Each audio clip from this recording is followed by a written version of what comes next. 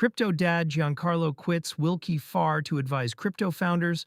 Full-time J. Christopher Giancarlo, the former Commodity Futures Trading Commission chairman, known as CryptoDad, has retired from Willkie Farr and Gallagher after 6 years as senior counsel.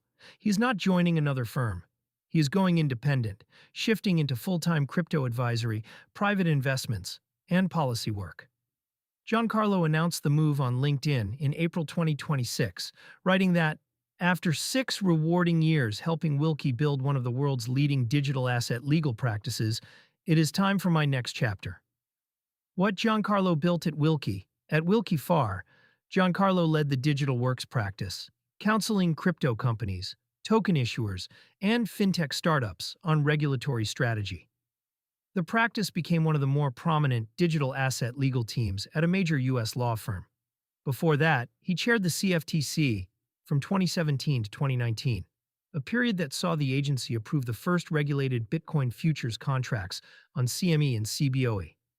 His do-no-harm regulatory philosophy became a shorthand for the idea that crypto innovation should not be strangled by rules written for older financial instruments.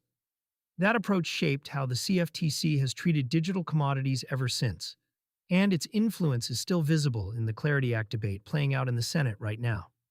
The new chapter, Giancarlo's post-Willkie focus, breaks into 3 lanes. Strategic advisory.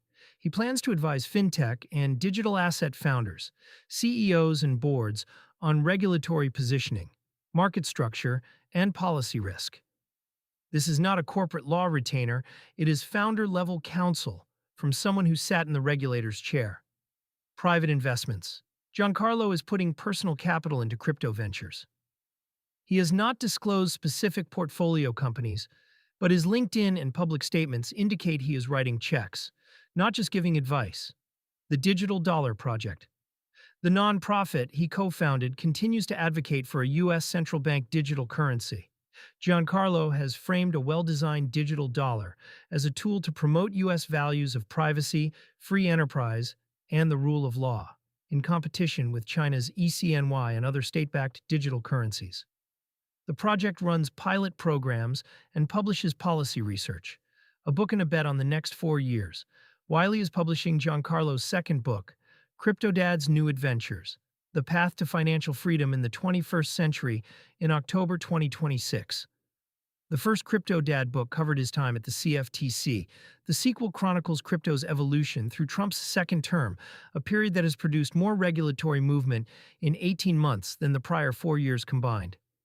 The timing matters. The SEC and CFTC signed a joint MOU earlier this year. The CFTC's current chair, Brian Selig, has called the Clarity Act on the cusp of passage. And SEC Chair Atkins is circulating a dedicated crypto fundraising framework. Giancarlo is writing the history of a regulatory thaw he helped start. Why regulators keep crossing over Giancarlo is not the first former regulator to leave traditional practice for crypto. Jay Clayton, who chaired the SEC during the same period, joined crypto advisory boards after leaving government. Brian Brooks, who ran the OCC, became CEO of Binance US briefly, and later joined Hashnote. The pattern is consistent. Officials who spent years studying digital assets from the regulatory side conclude that the opportunity is on the building side. What makes Giancarlo's move different is scope. He is not taking a single board seat or executive role. He is setting up as an independent operator across advisory, investing, nonprofit, and publishing. That is a bet that crypto's policy window will stay open long enough for all 4 lanes to matter.